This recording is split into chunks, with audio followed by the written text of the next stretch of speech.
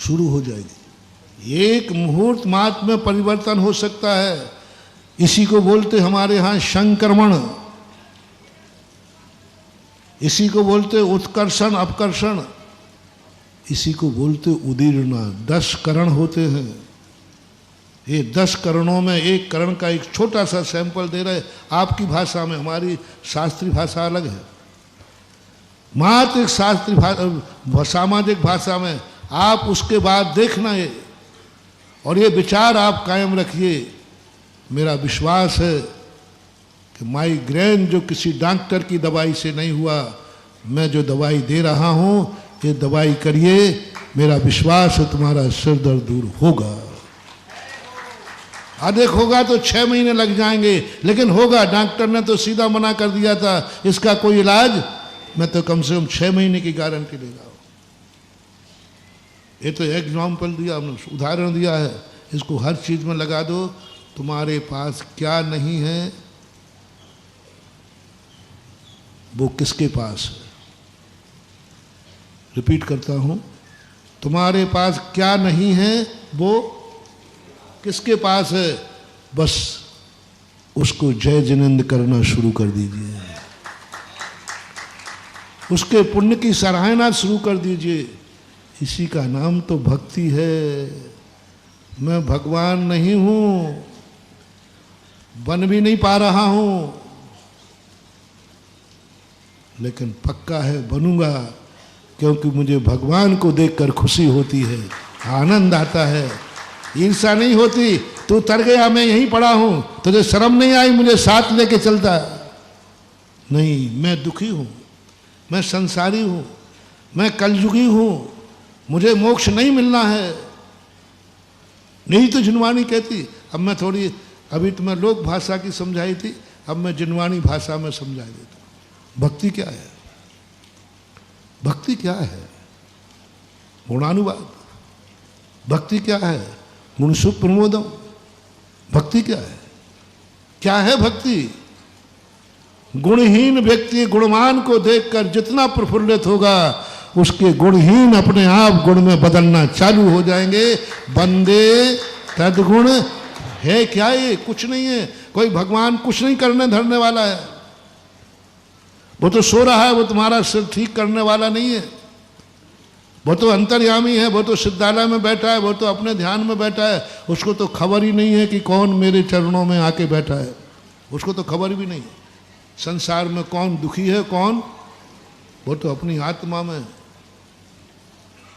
उनको कोई खबर नहीं रहती। महानुभाव, भगवान के सामने बिल्कुल व्यर्थ में मत सोचना कि भगवान तुम्हें कुछ कर देगा। वो सुनता ही नहीं है, करेगा क्या खाक।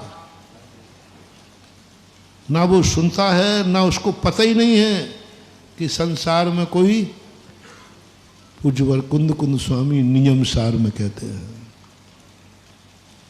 भगवान सर्वज्ञ व्यवहार से हैं, निश्चय से आत्मा में कोई खबर नहीं, कुछ भी पता नहीं, उनका उपयोग ही नहीं। वो तो परमानंद में लीन है। वो कुछ भी करने धरने वाले नहीं, उनको दया नहीं है, उनको पता नहीं है, वो सुनते नहीं है, वे देखते नहीं है, कुछ नहीं करते, उनको दिखते ही नहीं है। झलकता है दर्पण तले शकला प्रतिफलंती मालिका यश। दर्पण को क्या मतलब? झलक रहा है। रोते रहोगे तो रोता चेहरा झलक जाएगा, हंसते रहोगे तो दर्पण आंसू पहुंचने वाला नहीं है। बहुत बड़ा उपमा दी है, बहुत बड़ी उपमा दी है भगवान। दर्पण में जैसे अच्छा चेहरा है तो झलकेगा, काला है तो झलकेगा, रो रहा है तो झलकेगा। दर्पण ना तुम्हारा चेहरा साफ करेगा, दर्पण ना तुम्हारे आंसू पहुंचेगा। माँ दर्पण में तुम जैसे हो वैसे। बस भगवान का ज्ञान ऐसे ही है, कुछ नहीं करने वाला भगवान। ना आंसू पहुंचेगा, ना कुछ करने धरने वाला है, कुछ नहीं करेगा वो। फिर मंदिर क्यों आना? मंदिर भगवान कुछ करेंगे नहीं, बस भगवान की भगवत्ता देखकर जो हमें प्रमोद भाव आया, आनंद भाव आया, मैं भली, जैसे हमने एक दिन कहा था, मैं भली व संसारी हूं, मैं भली अज्ञानी हूं, मैं भली संसार में रुल रहा हूं, लेकिन मेरा भगवान चोखा है, मैं भली खोटा हूं। बस भक्ति। पूरी भक्तियों में देखना, अपनी आलोचना लिखी है और भगवान की, प्रभु पतित मैं अपावन शरण आयो लो साहब। क्या है? निंदा ही तो है। मैं अपावन हूं, मैं पतित हूं, मैं पापी हूं, जो कुछ भी है मैं सब हूं, लेकिन खुशी इस बात की है कि मेरा भगवान पावन है, मेरा बस इतना ही सबक। अपनी निंदा, उनकी प्रशंसा, भक्ति चालू हो गई, दिन बदलना चालू हो गए। स्वयं भगवान बनने पर आनंद की बात नहीं कह रहा हूं। तुम भगवान को देखकर, तुम भगवान नहीं हो, उनको देखकर जो तुम्हें आनंद आया, गुणानुवाद हुआ, मैं ना सही, मेरा भगवान तो बन गया। कोई जीव तो बना इस संसार में, किसी को तो केवल ज्ञान हुआ। ये भक्ति है। जो हम बनना चाहते हैं, वो जो बन चुका है, उसको देख करके बस तुम कितने खुश हो सकते हो, तुम कितनी प्रशंसा कर सकते हो। गुणोस्तोकम, बढ़ा चढ़ा के भी, बढ़ा चढ़ा करके भी करो, जितनी कर सको, कोई सीमा नहीं है। उसको देखकर आनंद। एक दिन हम भगवान नहीं बन सकते थे, लेकिन एक भाव ही लगेगा मुश्किल से, हम भगवान बनने की शक्ति पा जाएंगे और भगवान बन जाएंगे। किस लिए? वैसे लाइलाज थे, लेकिन आ जाएगी वो शक्ति, क्योंकि जो भगवान बना है उसको देख करके खुश होना है। जैसे एक सम्यक दृष्टि भगवान को देख के खुश होता है, ऐसे ही गरीब को किसको देख के खुश होना है? हाँ, मेरे पास मत आओ रे, मुझे परेशान मत करो, मेरे पास लक्ष्मी यंत्र नहीं है। महाराज आपके आशीर्वाद में दम है, देखो गड़बड़ मत करो। साथ ही बता रहा हूँ, यदि मेरे पास आशीर्वाद में दम होता तो मैं मंदिर में नहीं, चौराहों पे बैठता और सब भिखारियों को पीछे लगा के अमीर बनाता। मत आओ रे, परेशान मत करो।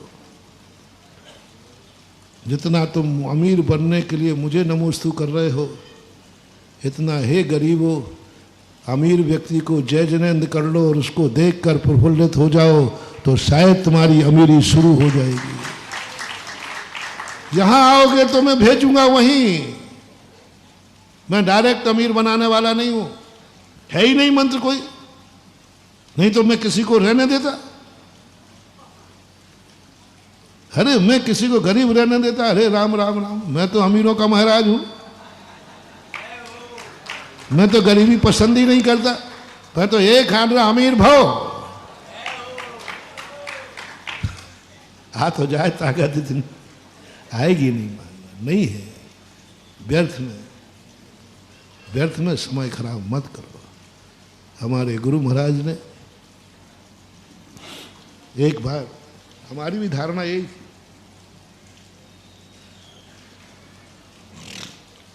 कि महाराज लोगों के आशीर्वाद से लोग अमीर हो जाते हैं, भगवानों की भक्ति से लोग अमीर हो जाते हैं। भगवान अमीर की भक्ति से नहीं, भगवान अमीर कर देता है। लेकिन बहुत पहले की, सब लोग 80 की या 82 की घटना है। नैनागर में थे, एक बहुत गरीब आदमी आया, बहुत गरीब, खाने को भी नहीं, सब बर्बाद, तो कुछ भी नहीं। पूरे परिवार सुसाइड करने का मन बना चुका था, क्योंकि अब जिंदा रहने का कोई मतलब ही नहीं था। कुछ भी नहीं, खाने कुछ भी नहीं।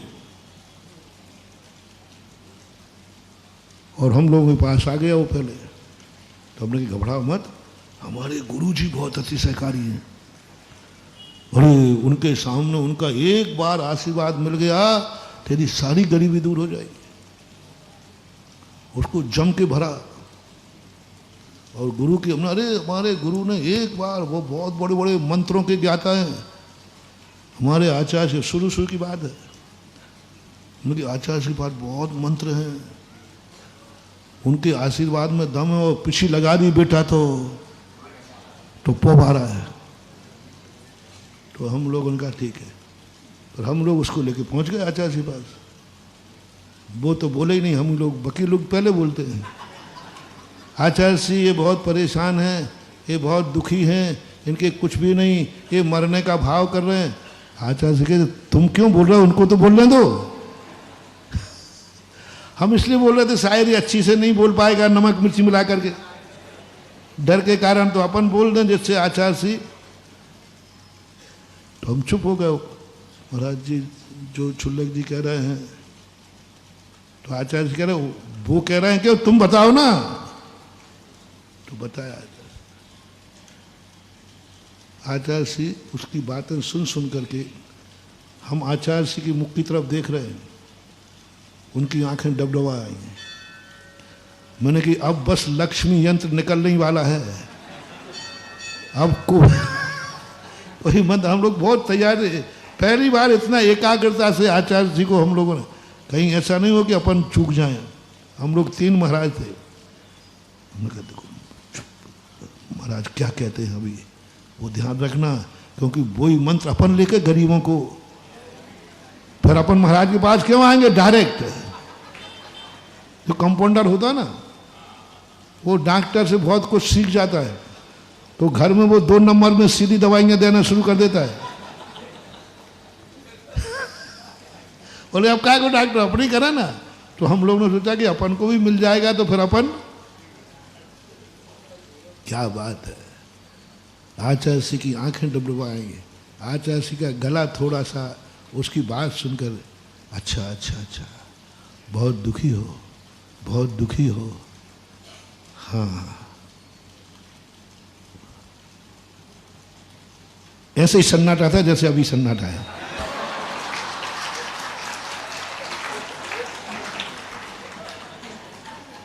क्योंकि आप लोग भी वही सुनना चाहते जो मैं सुनना चाहता था। आप भी इसलिए एकाग्र हो कि अब महाराज आचार्य जी का कोई मंत्र मिलेगा। बिल्कुल ऐसे हम लोग बिल्कुल श्वास भी रोक ली, बिल्कुल ऐसे बैठे। आचार्य जी ने कहा देखो ऐसा करो, हमारे आचार्य जी थोड़ा सा ऐसा करो। तो हम सोचे बताओ तो क्या करें। ऐसा करो, थोड़ा थोड़ा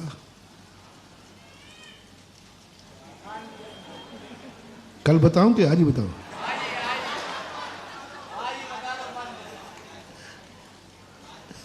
कल पूरा पंडाल में और इतनी भीड़ आएगी। कल मंत्र मिलेगा अमीर बनने का, और मेरा नहीं, गुरुदेव आचार्य विद्यासागर ने एक मंत्र दिया है, उसको कल दूंगा। कुछ बाहर वाले बैठे बोले महाराज जी बता दो, आ जाइए। हाँ क्या बात है, धन्य है गुरुदेव। बोले ऐसा करो, थोड़ा थोड़ा दान देना शुरू कर दो। खोदा पहाड़ और निकली। हम लोगों का भाव बिगड़ गया। मैंने कहा ये कोई साधुता है, बेचारे को। अब दान की बात करें, थोड़ा थोड़ा दान देना शुरू कर दो। हम लोग तो नए थे, हम लोगों को अच्छा नहीं लगा, बिल्कुल भी अच्छा नहीं लगा, बहुत बुरा लगा। और उस पट्टे ने हम लोग इशारा करें थोड़ा बोल, मारा क्या दूं, तो आपने दान की बात कर रहे हो, कुछ नहीं मेरे पास। और वो पट्टा कह रहा जी, मन की मरेगा अभी। वो क्या कह गया है, जी जी जी। देखो थोड़ा थोड़ा दान देना शुरू करो, मरने का भाव मत करो, सब ठीक हो जाएगा। और वो जी कह दिया, और हम लोगों को फफूंद हो गया। मैंने कहा ये कोई साधुता है क्या? हम को 2 उम्मीद थी, या तो आचार्य जी मंत्र देंगे, या इतने बड़े बड़े सेठ लोग वहां बैठे थे, इन सेठों से कहेंगे कि इनकी थोड़ी शायद। 2 ही उम्मीदें थी बस, 2 से ज़्यादा अपना सोच ही नहीं था। सेठों से कहते हैं देखो एक गरीब आदमी है, इसको थोड़ा थोड़ा सहायता कर दो। वे दोनों ही नहीं गए और वो चला गया। दोपहर में द्रव्य संग्रह की क्लास लगती थी। अब हम लोगों ने तबार तौर पर उनके बोले आज आचार्य जी चुप करें तो अपन को चुप नहीं होना। हम लोगों ने प्लानिंग बनाई, हम चुप हों तो तुम बोलना। पर इसका उत्तर लेके कि क्या गरीबों के खाने नहीं हो तब भी दान देना चाहिए? क्या गरीबों के दान लेकर के उनका और खून चूसना नहीं है? क्या यह शोषण नहीं है? आचार्य सोचे कि आज ये बिना मौसम की बरसात कैसे हो रही है। तो बोले ऐसा क्यों पूछ रहे आप लोग? बोले पूछना क्या, आप इन्हें तो देखो क्या किया आहार के पहले, आहार के बाद, जब आहार करके आए तो उस समय बताओ उसके यहाँ खाने को नहीं, मर रहा है और आपने दान की। अच्छा अच्छा, आप लोग गरीबों के मसीहा हैं, हम तो गरीबों के दुश्मन हैं ना। आचार्य जी ने यही व्यंग किया, हम तो गरीबों के और आप ही लोग मसीहा हो गरीबों के दयालु। वाह।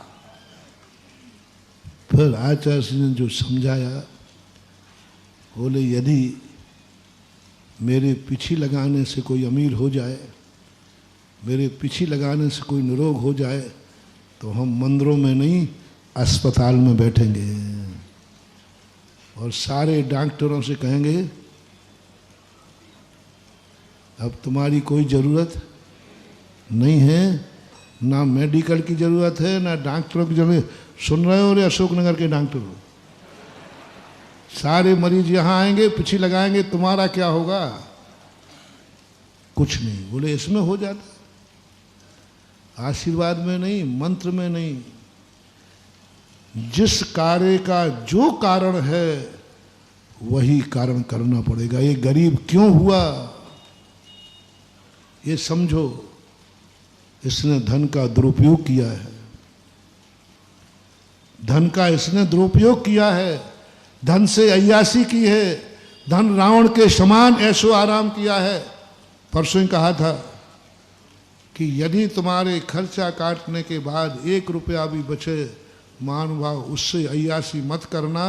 ये सोचना कि दुनिया में ऐसे लोग हैं जिनके खाने के खर्चे नहीं निकल रहे हैं और मैं वो हूँ कि खाने के बाद भी 1 रुपया, उसको गलत में मत जाने देना,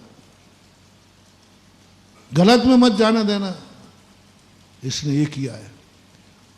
और अब ये थोड़ा थोड़ा इसको 1 दाना देने दो, 1 कौड़ी देने दो। बिना दान के अमीरी कभी आएगी ही नहीं। और जितने अमीर बैठे हो ये नियम से पूर्व भाव का दान का खा रहे हो रे बासा। पद्म पुराण पूज्यवर रविशरण आचार्य महाराज, रावण उनके बाद जो इतना धन आया, पूर्व भाव के दान देखो, उसने किमिक्षिक दान दिए हैं, कैसे कैसे दान दिए, तब कहीं जाकर के उसको आज सोने की लंका या अक्षय निधियां मिली। बिना दान के मिल ही नहीं सकता। तुम कितने ही सिर फोड़ लेना, कितनी मेहनत कर लेना, मेहनत के साथ साथ किस्मत भी, किस्मत ही अकेला काम नहीं करती, किस्मत और मेहनत, मेहनत हो और किस्मत हो। किस्मत बुरी हो तो कितने लोग मेहनत करते हैं, उसी कार्य में हाथ डालते हैं, जो था वो और चला जाता है, जो था वो और चला जाता है। ये कौन जीव है? धन दिया था कि भाई चलो इससे 2 रुपया कमाएंगे, वो और चला गया। कौन है मालूम? ये वही हैं जो मंदिर में तो दान नहीं दिए और मंदिर का मकान और दुकान मिली वो और हड़प ली। दिया तो नहीं लेकिन मंदिर का उपयोग और कर लिया, मंदिर का पैसे का और उपयोग कर लिया। देना चाहिए था, दिया नहीं।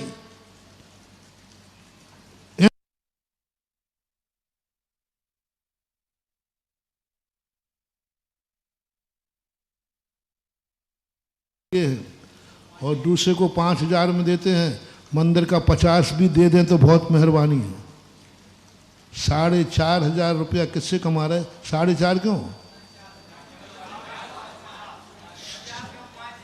50 कम 5,000 कमा रहे हैं। किसकी दुकान से? मंदिर की दुकान से। मंदिर की दुकान से। जैनियों की बात कर रहा हूं। हर संप्रदाय की बात करो तो भी कोई बड़ी बात नहीं है, सब जगह यही हो रहा है। मंदिर की दुकान से कमा रहे, अरे मंदिर को कमा के देना चाहिए, मंदिर को दुकान देना चाहिए। तुम तो मंदिर के दान की दी हुई दुकान से और कमा रहे हो। अब ऐसा कर्मबंध होगा कि तुम पूंजी लगाओगे इनकम के लिए और पूंजी भी डूब जाएगी। ये है कर्म का बंध, पूंजी डूब जाएगी, मिलने वाला नहीं है, क्योंकि तुम्हारा ऐसी स्थिति बन गई। तो इसको दान देना सीखो। अब गुरु से जाना तो बोल नहीं सकते, थोड़ी थोड़ी समझ में आई, लेकिन पूरी समझ में बिल्कुल नहीं आई। हमने कहा ठीक है आचार्य जी कह रहे हैं, पर ये नैतिकता तो नहीं है। नैतिकता तो यही है कि किसी से इनको कुछ दिलवाना चाहिए था, ये मन में रह गया।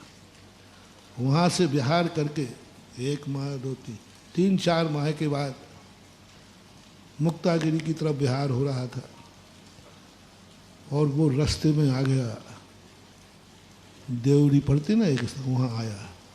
हमने उसको पहचान लिया, हम लोग ये तो वही है, कपड़े भी अच्छे पहने था, और इस बार पट्टा हम लोगों के पास आया ही नहीं।